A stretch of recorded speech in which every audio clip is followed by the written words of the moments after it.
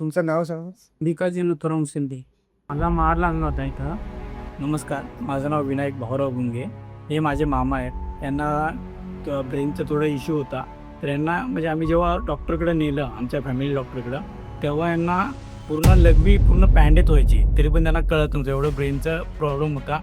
तर आमचे जे डॉक्टर आहेत, family doctor doctor Ram Sangle, त्यांनी आम्हाला इथं अमित सरांकडे पाठवलं सोलारसिसला. तर आम्ही इथं आलो. त्यानंतर आम्ही इथं हॉस्पिटल पहिलं माझा भाऊ आणि मी येऊन चेक केला की हॉस्पिटल काय क्वालिटीचे, कपडे कसे इश्यू आहेत, किती मशिनरी आहेत किंवा डॉक्टर कसे, ते सर्व चेक केल्यानंतर मग आम्ही मामांना इकडे शिफ्ट केलं. त्यानंतर मग इथं आम्हाला अमित सरांनी सर्व समजून सांगितलं की यांचा आजार असा आहे, की आपण असं सगळं ट्रीटमेंट घेऊन असं हे सर्व करावं लागेल.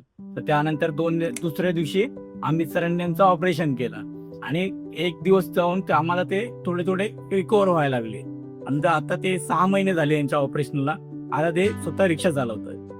नाही, एवढ्यापर्यंत रिकवर ते झालेले आहे. तुम्हाला कसं वाटलं इथे हॉस्पिटल? चांगलं वाटतं. डॉक्टर पण चांगले भेटले आणि मला आराम पण मग आता तुम्ही स्वतः रिक्षा स्वतः चालवा. रिक्षा चालवतो.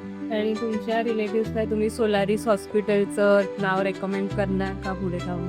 हो, आम्ही केलेलं पण एक जण इथे हे पण झालेलं आहे. अच्छा. केलं.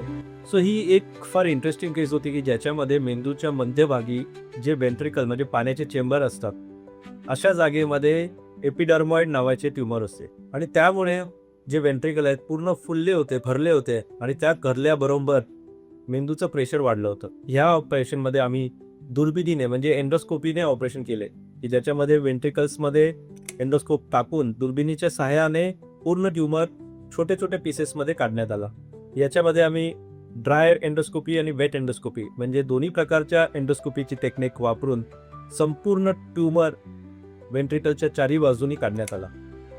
आणि आज 6 महिन्याने पेशंट जेव्हा फायनल फॉलोअपला येतोय तर कम्प्लिटली नॉर्मल, सर्व आयुष्य रुटीन्स पाठीवर गेलेलं आहे आणि पेशंट रिक्षा चालक असल्याने आता त्याने परत आपला जॉब चालू केलेला आहे. तर ब्रेन ट्यूमरला आजकाल जमान्यात घाबरण्याची गरज नाही आहे. त्याला योग्य मार्गदर्शन आणि योग्य इलाजाने आपण हरवू शकतो. तर हीच विनंती राहील की ब्रेन ट्यूमर्सला घाबरून जायचं नाही, सामोरे येऊन त्याचे योग्य निदान करायला हवं.